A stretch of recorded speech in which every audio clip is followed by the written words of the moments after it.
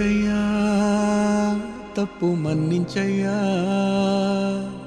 మంచోళ్ళకే అన్ని కష్టాలయ్యా.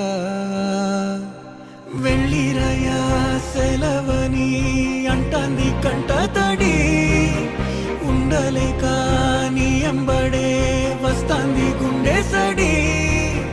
గురుదేవుడికా ఇంతటి శోకం వెలివేసినదా పాపపు లోకం.